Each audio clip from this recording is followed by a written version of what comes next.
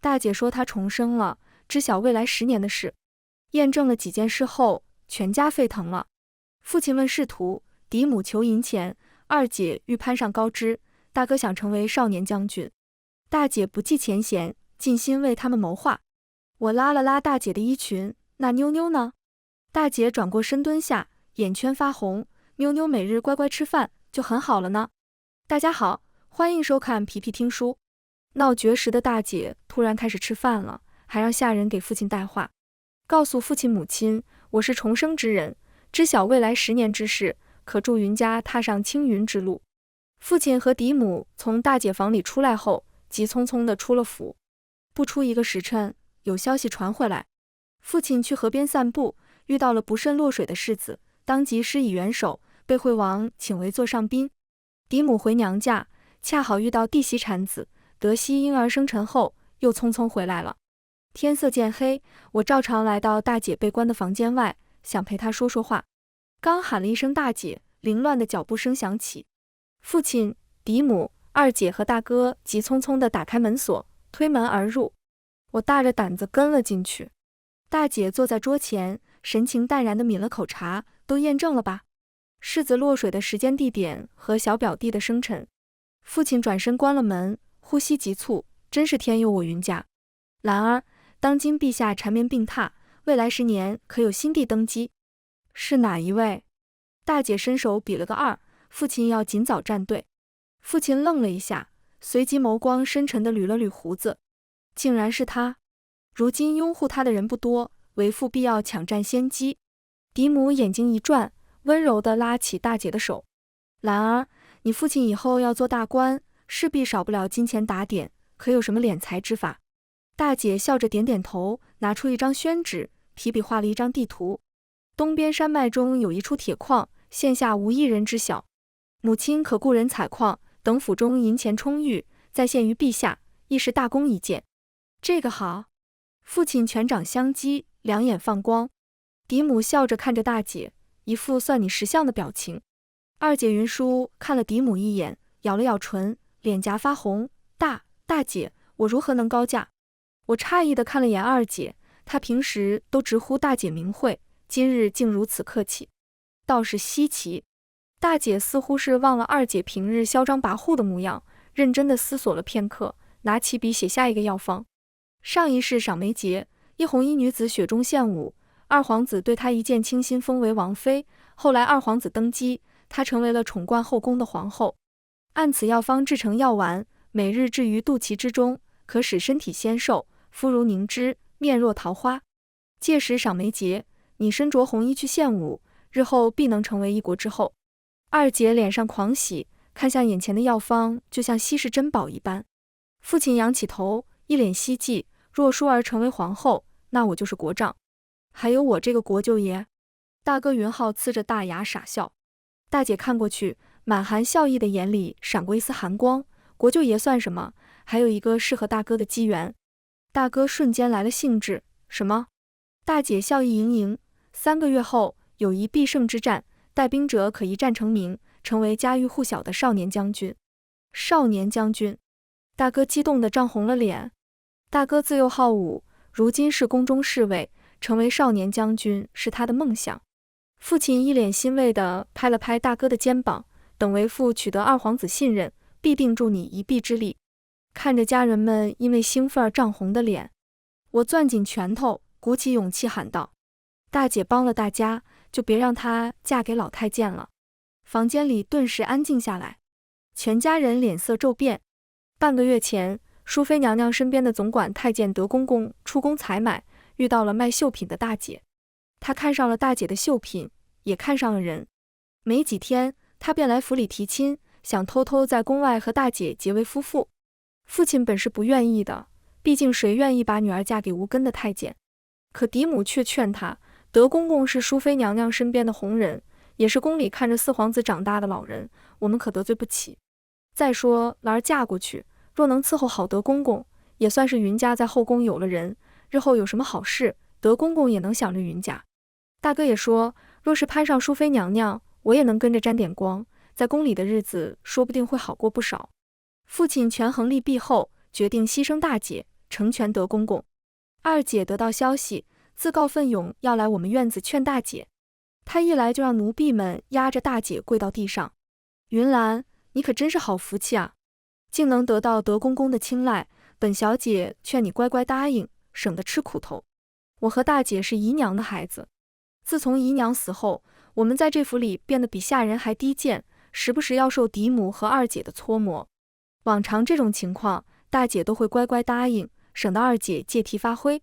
可这次大姐恶狠狠地瞪回去，这福气给你要不要？我绝不会嫁给那个老太监。二姐扯了扯嘴角，真是嘴硬，给我掌嘴。清脆的巴掌声在院子里回荡。我想去救大姐，却被一脚踢回了屋子，锁了起来，只能无助地哭喊。二姐打爽了，发出轻蔑的笑声，你这副作态给谁看呢？母亲说了，不管你同不同意，7天后德公公下聘领人，你就别挣扎了。二姐带人走了。我敲了很久的门，大姐才过来开门。看到满脸是血的大姐，我抱着她，泪如雨下。大姐，我们去找父亲，父亲会为你做主。大姐眼神空洞，轻飘飘地开口，若不是父亲松口，云叔又怎么会来探我口风？妞妞，大姐撑不住了，以后的路就靠你走了。我不懂她什么意思，只是紧紧地抱着她，一刻都不敢松手。可是晚上我还是睡着了。再醒来，嫡母就将抵死不从的大姐锁进房间，而大姐也开始绝食。父亲得知后，非但不心疼，还拍了桌子，他要是饿死了，我也好向德公公交代。嫡母、二姐和大哥更是无人在意，只有我每天蹲在房间外面，一遍一遍劝大姐吃饭。可看着每日怎么端进去又怎么端出来的饭菜，我的心逐渐跌入谷底。大姐是真的不想活了。没想到就在德公公下聘的前一天，大姐姐开始吃饭了，还成了重生之人。其实前世我还是嫁给了德公公。后来四皇子夺嫡失败，淑妃受到牵连，德公公身死，我在宫外坚持了几年，也死于疾病。大姐平静地解释，却不看向我。二姐嗤笑一声，还以为你是个有骨气的。大姐笑笑，人在濒死之际，恐惧会吞噬所有的骨气，我也只是一个凡人。大哥摸了摸下巴，提起德公公，我倒是有些怀疑你的用心。你差点被逼死，会好心帮我们？嫡母和父亲对视一眼，满脸怀疑地看过去。大姐叹了口气，因为我是云家的女儿，我懂一荣俱荣，一损俱损的道理。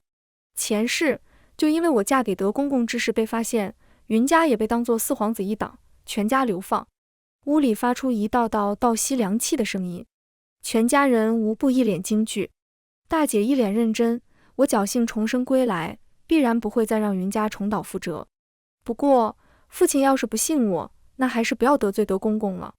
父亲立刻摆摆手，你说的对，云家一荣俱荣，一损俱损。日后淑儿要当皇后，为父成为国丈，浩儿是少年将军。你作为云家长女，势必不能嫁给一个太监。德公公那边我去回绝，你们其他人听从兰儿的安排行事。等父亲三人离开，二姐抖了抖手上的药方，恢复往常嚣张的神态。云兰，你这个贱人要是敢骗我，我定要你生不如死。大姐勾起嘴角，二妹多虑了，这药方你试试便知。二姐冷哼一声，甩门而去。人都走完了，我鼓起勇气拉了拉大姐的衣裙，那妞妞呢？妞妞能帮什么忙吗？终于，大姐转身蹲下看向我，眼圈发红，妞妞乖乖吃饭就很好了呢。我伸手摸向大姐深凹的脸颊，大姐才要好好吃饭。妞妞心疼死了。大姐顿时泪如雨下，紧紧地抱着我，妞妞，姐姐回来救你了。我抱着大姐瘦骨嶙峋的身子，心里却很踏实。重生的大姐好像变了个人似的，我也听不懂她说的话，可我坚信一点，她的心里有我这个妹妹。夜里，大姐似乎做了噩梦，她一直在发抖，还不停呢喃，不要碰我，不要，这是什么东西，把它拿走啊！你们不要伤害她，她才6岁，我去还不行吗？6岁，大姐说的是我吗？我心头不由得一酸，拱了拱大姐的胳膊，把她抱得更紧了。第二天，德公公果然没来下聘。等到天都黑了，我才彻底松了口气。大姐却笑了，傻妞妞，放心吧，这一世我们会过得很好。我好奇地爬上桌子，看着大姐拿着毛笔写字，惊讶道：大姐，你竟然会写字了？嫡母总说我和大姐是姨娘生的，上不了台面，不让我们学认字。没想到重生回来的大姐竟然会写字了，还写得很好看。大姐用毛笔敲了敲我的头，别光看我，你也要学。我指着第一个字，嘿嘿一笑，那这个是什么呀？大姐眸色渐深，勾唇浅笑，这个字念四。大姐教我认完纸上的字，便将纸投入火盆。我暗自琢磨，看来这纸上的字绝不能告诉任何人。临睡时，嫡母身边的婆子过来了一趟，送了一箱子好看的衣裙和首饰。夫人说了，明日起2位小姐可以去正厅吃晚饭，要是缺什么短什么，大胆开口提。以前只有大哥和二姐能去正厅吃晚饭，我们2个只能在自己院子里做些吃食。我惊喜地看向大姐，大姐却淡淡地道了谢。婆子一走，我摆弄起衣裙和首饰。大姐，看这个好看吗？大姐满脸心疼地摸摸我的脸，妞妞可能要憋闷一段时间。我心里一动，立刻跑到院门处，伸手一拉，哗啦一声，院门外上了锁。我气愤地跺了跺脚，大姐都这样帮他们了，他们怎么还关着我们？大姐冷笑，他们怕我说的是真的，也怕我说的不是真的。不过你放心，大姐会想办法出去的。她的眼里是我没见过的笃定自信，我的心也跟着平静下来。我和大姐过上了规律的生活。白天大姐教我识字写字，给我讲很多从未讲过的故事。晚上嫡母身边的婆子带我们去正厅吃饭。第一天，二姐就讨好的给大姐加了一个鸡腿。那个药方真是神了，我才用了2日，腰就细了一圈，脸白的发光，身上还散发出淡淡的清香。可是我这舞跳的一般，该找谁去学呢？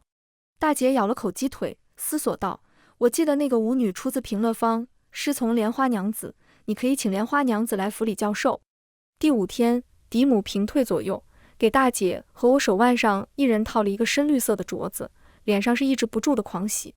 东边的山脉真的挖出了铁矿，我已经派人把那片围起来了。可是如此大肆挖掘，难保不会被发觉。兰儿可有妙计？大姐笑了笑，在附近建一个村子，让那些工人白日伪装成村民，晚上再开采，就不会被发现。前世那位贵人也是这么做的，他开采了整整半年，才上报给朝廷。1个月后，皇上突然封2皇子为太子，朝野轰动。父亲投诚早，直接官升3级，连带着大哥升为侍卫统领。府里顿时人来人往，好不热闹。我站在院内，一蹦一跳地往外看，却什么也看不到，只能气鼓鼓地坐在门下。大姐，你就不该帮他们，眼看他们都要得偿所愿，还把我们关在院子里，真是太过分了。大姐看着手里的书，丝毫不恼，站得越高，跌得越惨，就让他们得意一会儿吧。我嘟起嘴，又说听不懂的话，整天待在院子里好无聊啊。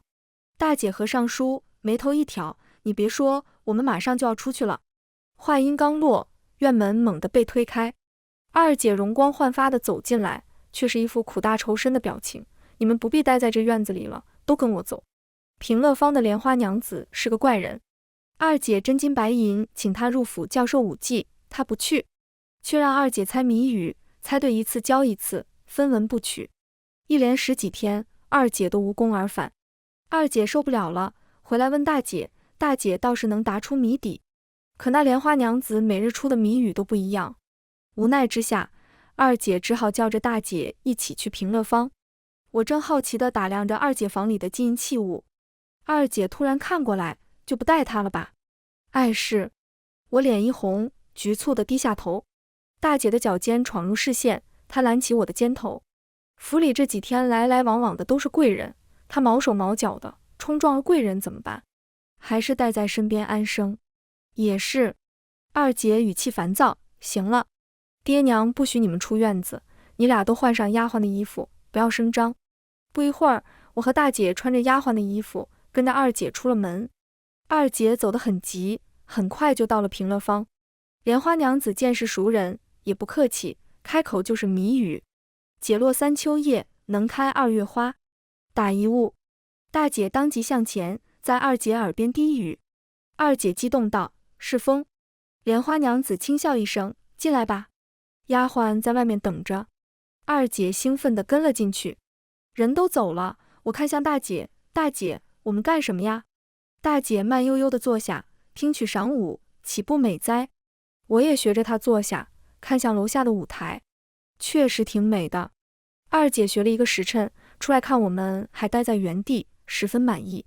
晚饭时，三人绝口不提白日发生的事，倒也没人问起。第二日，我和大姐又听了一个时辰曲儿。第三日亦是，直到第五日，二姐一进去，我就要坐下，大姐却抬脚往外走。办正事。我跟着大姐来到了一家书画坊。掌柜的，我买复制笔写上字，装裱之后放到您这卖，收益你4我6，看怎么样？掌柜的看过来，并未因为我们身着下人服饰而看低，反而笑道：成啊，有生意哪能不做，我这就给您拿。掌柜的拿来纸笔，大姐大笔一挥，写下2列大字。掌柜两眼放光，姑娘字写得真不错，那这署名？大姐放下笔，不用，我不是有名之人，只求赏字的有缘人，改日我再来看结果。回去路上，我忍不住问大姐：真的会有人买那幅字吗？大姐微微正神，随即目光坚定：一定会。赶回平乐坊的时候，二姐还没出来。我和大姐又喝了会儿茶，听了会儿曲儿，看不出一点破绽。回府后，我和大姐正在二姐房里换衣服，嫡母身边的婆子来了，二姐将她挡在了外面。刘妈妈，有事吗？刘妈妈笑得谄媚：夫人知道您最近练武辛苦，买了上好的胭脂水粉拿过来，还有这骡子带，珍贵着呢。夫人一掷千金就买了3只，她留了1只，剩下2只都给您。二姐嗤笑一声：看你那没出息的样儿，等我以后当上皇后，什么好东西没有？哎，翠香手上拿的是什么呀？刘妈妈道：嗨，这不给西院那2个小姐带点胭脂，表达一下夫人的关心。哟，跟我这胭脂是一家店买的呀。二姐似乎在故意放大声音，云来是立了功，但也是她应该的。不过是姨娘生的2个贱种，配用这么好的胭脂吗？刘妈妈迟疑：您的意思？二姐冷笑：不送了，他们整天在院子里擦脂抹粉给谁看？是。刘妈妈放下东西走了。二姐走进来，轻蔑地看向我们：刚刚那些话就是说给你们听的，你们时刻都要认清自己的身份。府里的风光跟你们一点关系都没有，做好自己该做的，否则我和母亲有的是办法收拾你们。你这几日跟着大姐，我的胆子也大了，听二姐这样一说，开口就要争辩。大姐却拉住我，声音依旧温顺：二妹说的是。回到冷清的院子，我红了眼眶：凭什么呀？大姐，他们这样对你，你为什么还一直帮他们？大姐这次没笑，而是冷冷地看着紧闭的院门。云叔说的没错，这里的风光跟我们没关系，我们马上就要离开了，他们的好日子也要到头了。这日，二姐进去学武，大姐又带我去了那家书画坊。此时，店里除了掌柜的，还站着2个男子。前面的锦衣华服，风光霁月，一看就是主子。后面站着的眼观六路，表情严肃，像是个护卫，只不过年龄不大，看起来不过束发。我和大姐一进来就被他发现了，一双黑豆似的眼珠子紧紧地盯着。掌柜这时抬起头：呀，是这位姑娘啊，这位公子看上你写的字，愿意出100两。100两？我倒吸一口凉气。听了这话，一直低头看字的公子抬头看过来：这是你写的字？大姐轻轻点头：是。小女子手拙，只能模仿慈林先生一分神韵。公子双眸亮了一下：慈林先生曾指导过我书法，是我最敬佩的恩师，没想到竟还有人喜欢他的字。姑娘比例深厚，可否讨教1、2？大姐抬脚走过去，荣幸之至。2人在书案前边写边聊。我和护卫大眼瞪小眼，无聊的直打哈欠。眼看一个时辰快要过去了，我急得跟热锅上的蚂蚁一样。大姐却丝毫不急，慢条斯理地回答公子提出的问题。直到护卫提醒，两人才依依不舍地道别，还相约明日再来店里探讨书法。从书画坊里出来，我拔腿就要跑，大姐，快走，时间赶不上了。大姐却一把拉住我的脖领，急什么？这些天出来都没逛逛，走，大姐给你买好吃的。大姐真带我逛起了街，还买了酥糖、点心、蜂蜜、糖葫芦。回到平乐坊时，天都要黑了。见我们回来，二姐上来就要扇大姐，敢背着我出去，找死！大姐竟伸手抓住了二姐的手腕，云舒，我日日陪你来这儿练武，今日给妞妞买些吃食，又有什么错？你竟敢顶嘴！二姐想挣脱大姐的手，可她近日消瘦不少，弱柳扶风，怎么也挣脱不了。最后还是大姐一把甩开她，再不回府，爹娘就发现你擅自带我们出来了。说罢，大姐拉着我转身就走。你们给我等着！二姐气冲冲地越过我们，走在最前面。夜里，我忧心忡忡，大姐，你说二姐会怎么对付我们呢？大姐翻个身抱住我，赏梅节快到了，她没时间想那么多。我扳着指头算了算，只剩5天了。二姐果然没做什么，我和大姐依旧每日陪她练武。二姐一进去，大姐就去书画店见那位公子，如知音般谈天说地，只等公子尽兴才说分别，所以总是回去的迟些。二姐也不再发飙，只是一双眸子越发怨毒。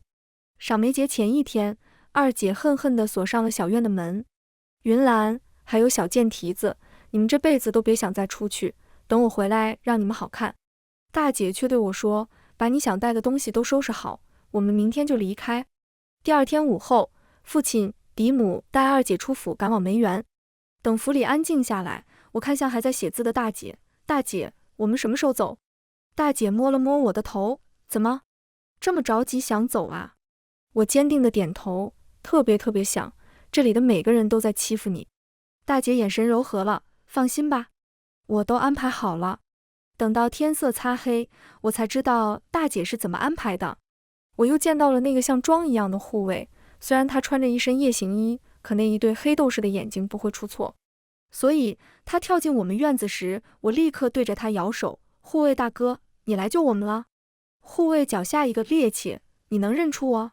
我认真的点头。护卫静止了1秒，随即扔下手里的大包裹，扯下蒙面巾，白折腾了半天。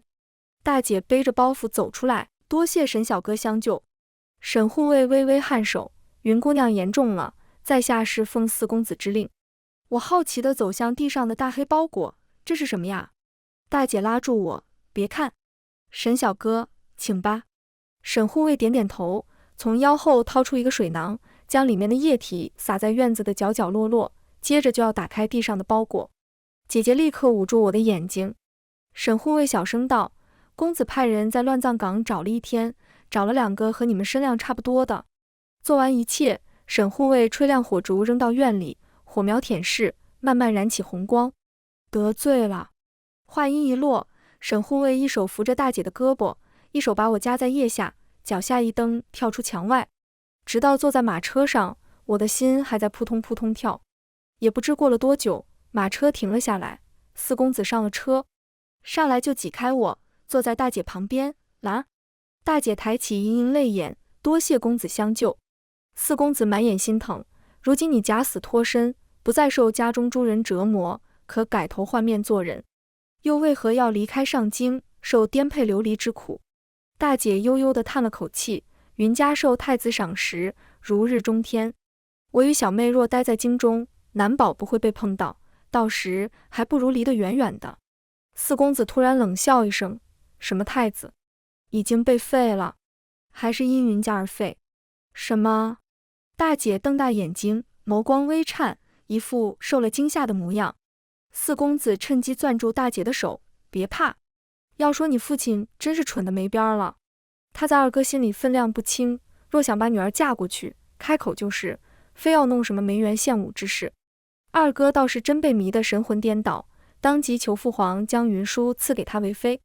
原本身体健好的父皇气得咳出血，一脚将他踢倒，开口就封云舒为2皇子妃。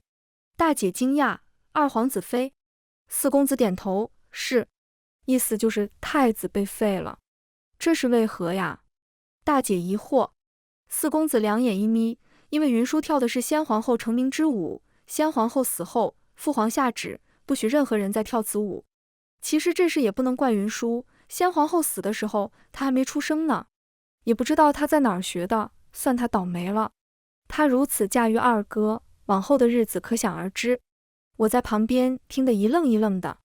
四公子把二皇子叫二哥，把陛下叫父皇，那他岂不就是四皇子？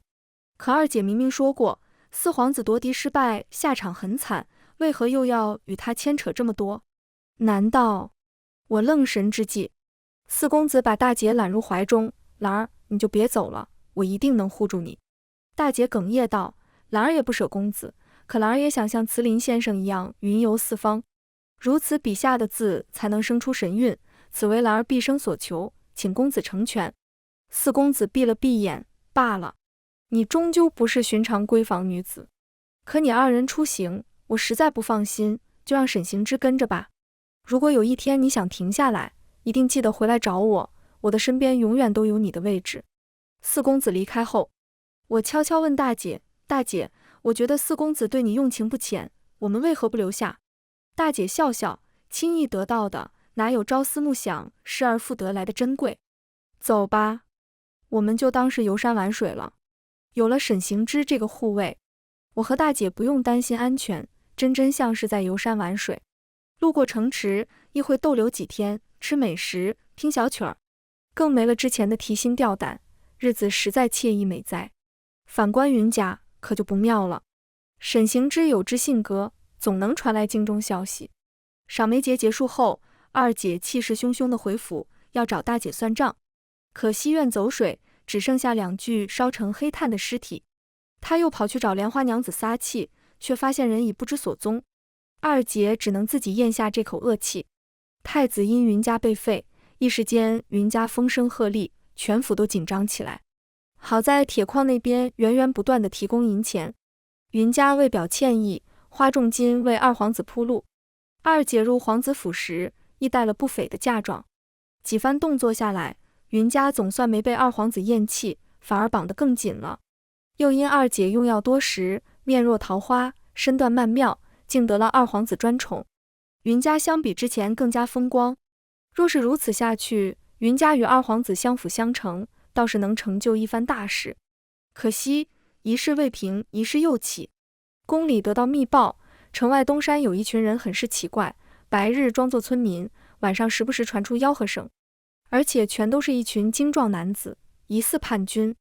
陛下召皇子们商议此事，期间二皇子力荐云浩领兵平叛，并打包票此战必胜。毕竟是陛下寄予过厚望的皇子，陛下便允了他。云浩自知是必胜之战，情况都没搞清楚，就连夜带兵前往东山平叛。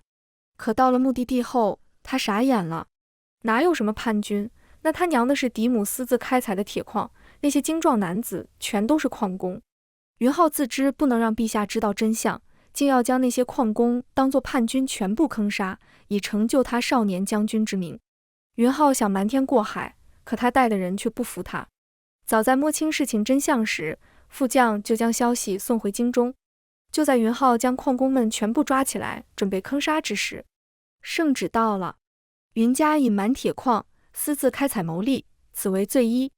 云浩欲盖弥彰，欺君罔上，视人命为草芥，此为罪二。此二罪，国法难容，满门抄斩，以儆效尤。二皇子失察，被陛下幽禁于府中，彻底失去了夺嫡资格。看完京中来信，沈行之忍不住唏嘘，所幸二位小姐已经脱身，否则必要受到牵连。大姐擦了擦泪眼，悠悠叹一口气，是啊，真是造化弄人。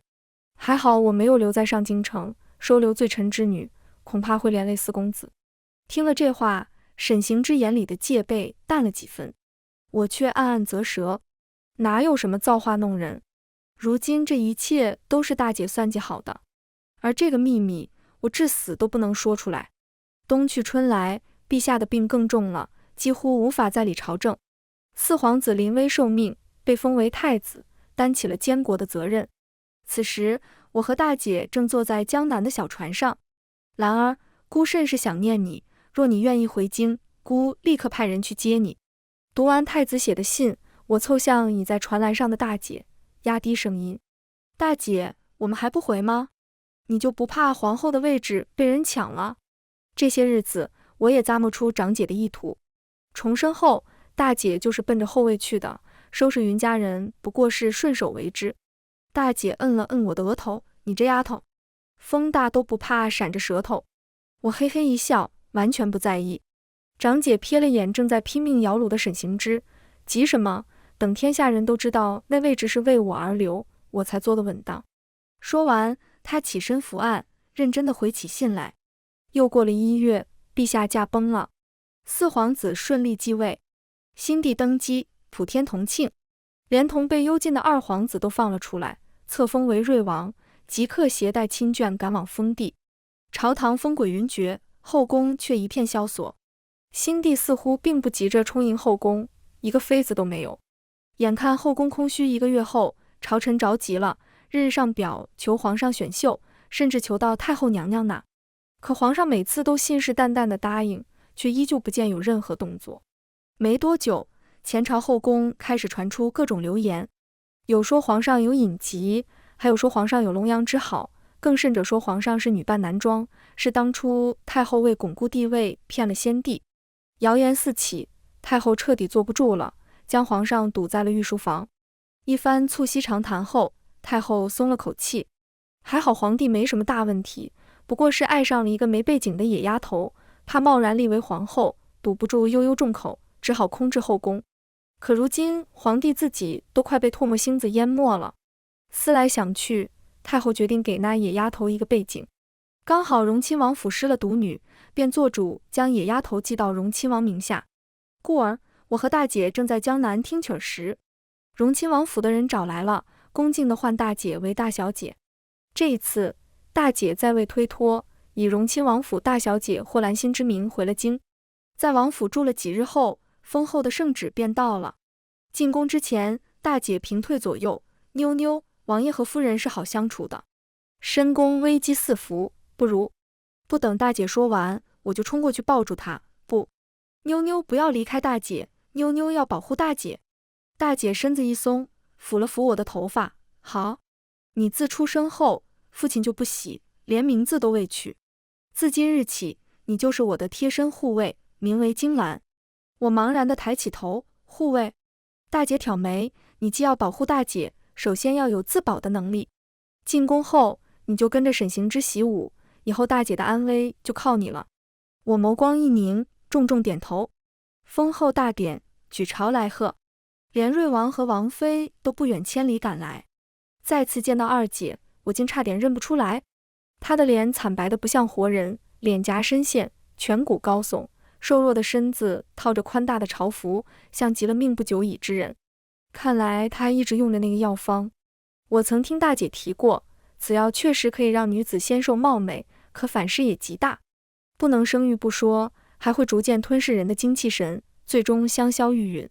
看到大姐成为皇后，二姐惊掉了下巴，一瞬间想通了此前种种，竟不管不顾地扑上来。贱人，原来是你！皇上，你被骗了，他是……可不等他说完，睿王一脚将他踢倒，抓起头狠狠地磕向地面，渔父冲撞皇后，请娘娘恕罪。大姐淡淡的开口，王妃看似患有重疾，有病就要去治，别出来吓到旁人。是。睿王擦了擦冷汗，立刻将生死不知的二姐拖了出去。典礼结束后，大姐去拜见太后娘娘。德公公出来引路，头低得极低，声音似乎有些颤抖。皇后娘娘请。太后娘娘已等候多时了。大姐微微颔首，多谢德公公。从慈宁宫出来，我忍不住问大姐，德公公是不是发现你的身份了？他之前还……大姐轻笑，我的身份是走过明路的，该怕的人是他。他有把柄在我们手上，太后娘娘身边多一个眼线是好事。我默默记下了。夜里，皇上来坤宁宫，两人说了一会儿话，就携手走向内室。我正要跟上去，沈行之不知道从哪里跳出来，用剑挡住我。小丫头片子，走，哥教你习武。我瞪大眼睛，现在不睡觉吗？沈行之二话不说，拎起我的就往外走。哥现在就给你上的第一堂课，贴身护卫晚上是不能睡觉的。什么？全文完，皮皮听书，感谢您的观看，每天上新精彩小说，喜欢就订阅吧。